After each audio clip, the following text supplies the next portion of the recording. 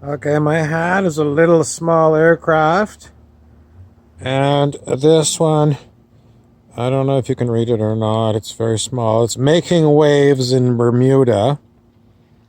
Now, earlier today, I was talking about waves as a metaphor for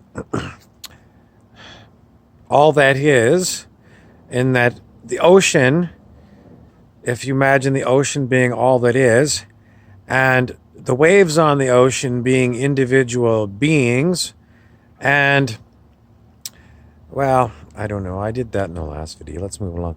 Next thing I want to talk to you about is a good hook. A good hook is, in the music business, the first part of a song. And it's designed to get you to go, oh, I want to listen to this song.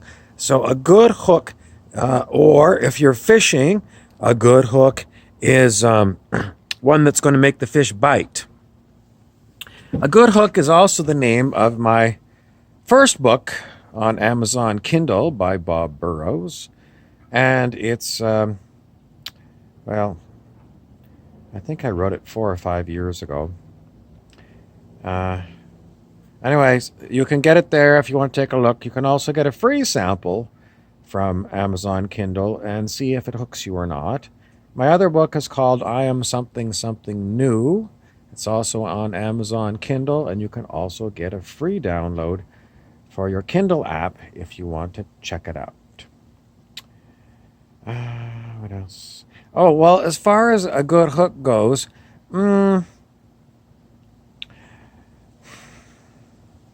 it's an advertising thing, too.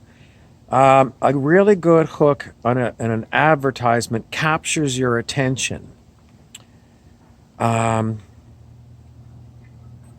If you're reading a large book and the chapters have individual titles, and maybe, somebody doesn't have time to read a 500-page book. So they go to the table of contents at the beginning of the book and they look down the list of chapters and the chapter titles. And the chapter with whatever the words are that hook your attention will be the one you choose to go to directly. So it's really about capturing your attention enough so that you're going to swallow the hook and read the chapter, or listen to the full piece of music. And that's advertising and marketing. And if I'm somebody who's interested in marketing things, I'm always looking for the Hypnotic Marketing is another book by Joe Vitale, which talks about good copywriting, which is basically writing for advertising. And Vitale talks about how he's such an expert, and all this. Is he? I don't know. It's just, it's a good title for a book. And, most of the things that people are selling these days, you already know if you want to buy it or not. But there are certain things that are not in your world. Your world. They're not in your world, shall we say. And to get you to leave your world for something that's outside of your world is the job of a good hook. Sometimes a movie is like this. You go to an exceptional movie and it totally dawns on you that before the movie came along, you had no idea that this kind of stuff existed at all. And after the movie, you went, wow. It was a great movie because I actually learned something. And I enjoyed learning it. And now that I've learned it, I want to see what else I can figure out about it. And that is really good advertising for expanding your consciousness. This cup is Dream Big, and I've got coffee and milk in it. My big dream is so big, most people, if they heard it, would start rolling on the floor laughing, which I often do when I think about the task at hand. But I'm not going to tell you too much about my big dream right now. Rather, I'm going to see if I can hook you in a new way. Now, quite often I turn my hats around backwards for rally time. In other words, I felt like I was sinking there, sinking like a stone in the ocean, and I need a new perspective, so I turn my hat around a different way. Back to this idea of making waves. I do like to make waves. Some of my friends know that I've always been a little bit more than just a shit disturber. But I find that people they've got a lot of inertia. And this gets back to the Newton's 3 laws. And it's basically a body in rest or motion will tend to stay that way. And a lot of people they may drive around, walk around, but I find they're very much at rest. And is it a good rest, like peace and quiet? No, it is... Dr. McCoy on Star Trek, the original series, visited one planet, and there the people had not progressed. There was no development of the society whatsoever. They were completely stuck.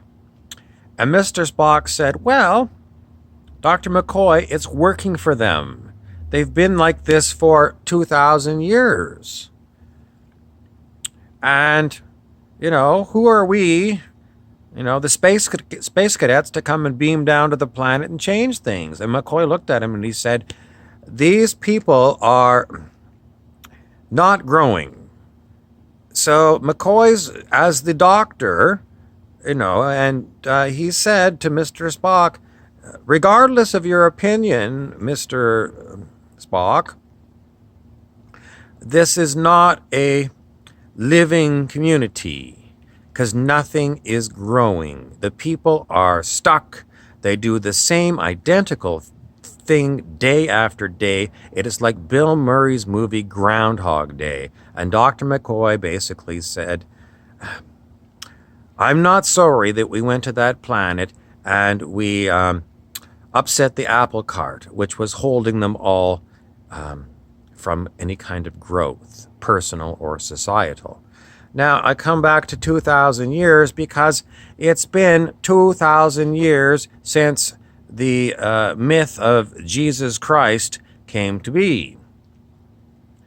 So, for 2,000 years, what's been going on planet Earth? A bit of growth, but mostly stagnation. How can you say that? I mean, we drive around in fancy cars, and we've got airplanes, and we've got smartphones, we've got video games, we no longer work in the farmers' fields, and, everything is manufactured for us in some factory overseas. We've got it good. We've got the leisure society. You put your time in as an insurance agent or a bank manager, or a car salesman, or one of these other kind of businesses, and then you've got all kinds of time to enjoy your leisure time. My dream is way bigger than this. Time for a change of scenery to the cool part of the patio. Now,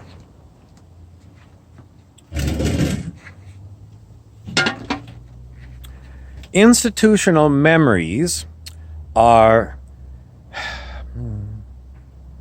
I got chemtrails again today. See, somebody's painting chemtrails up there. Can you see? There's a chemtrail up there.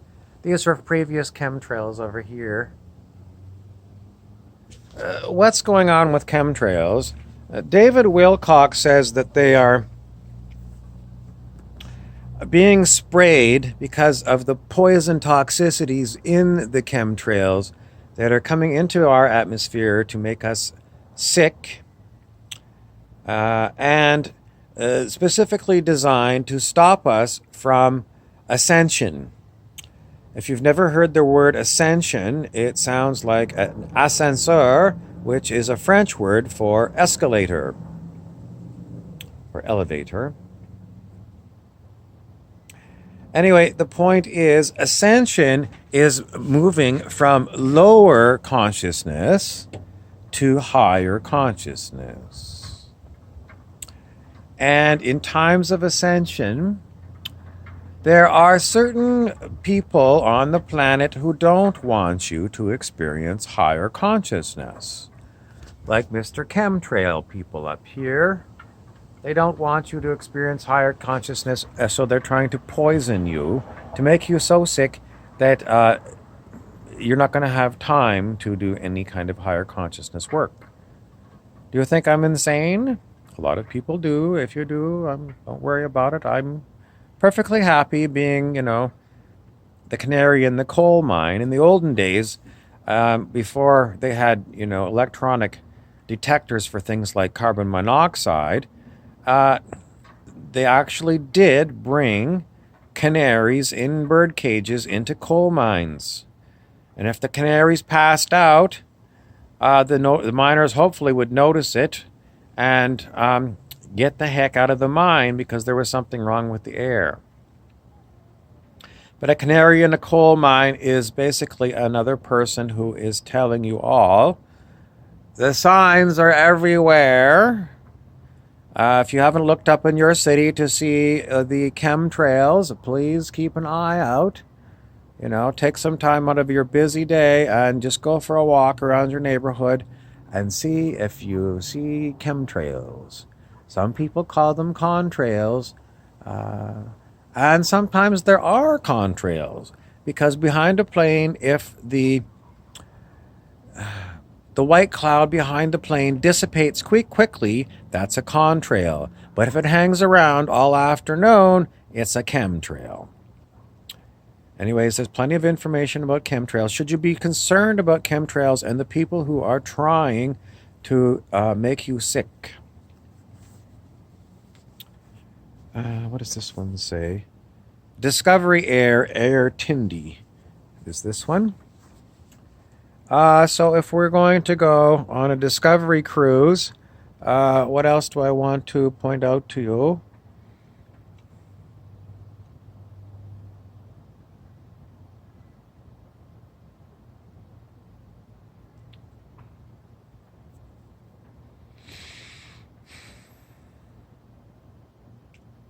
I've stopped talking just so, like it's not like a technical glitch. I stopped talking.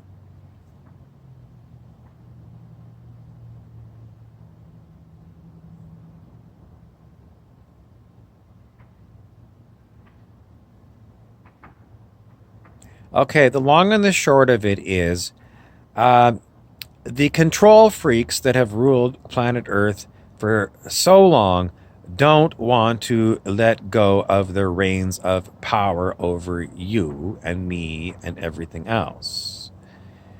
So they still have incredible amounts of resources they can use to divert you from the thing I always tell you to do, which is to meditate, meditate, meditate every day as much as you can. They want you to get worried about the chemtrails and call Greenpeace and say they're spraying shit in my air. Next thing you know, we're going to have zombies coming down my street etc., etc. Don't be too concerned. Go to your little corner and meditate.